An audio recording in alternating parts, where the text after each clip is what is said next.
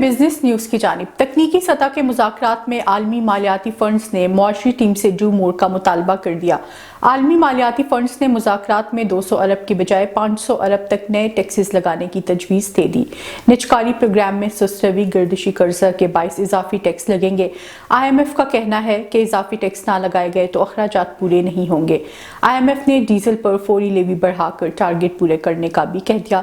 Petroleum مصنوعات پر sales tax کا حتمی فیصلہ پالیسی سطح کے مذاکرات میں ہوگا۔ وزارت خزانہ حکام IMF کے مطالبات وزیر اعظم کے سامنے رکھیں گے۔ پاکستان اور IMF کی پالیسی سطح کے مذاکرات میں آرڈیننس پر بات چیت فائنل ہو جائے گی۔ ملک بھر کی زیادہ تر آئل ریفائنریز میں 10 دن یا اس سے کم عرصے کا خام تیل باقی رہ گیا۔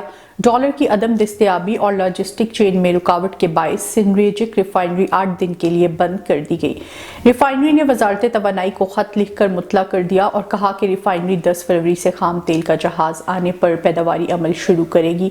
اطلاعات کے مطابق آئل سیکٹر میں کمپنیز کو پیٹرول کی درآمد کے لیے LC کھولنے میں شدید رکاوٹ کا سامنا ہے۔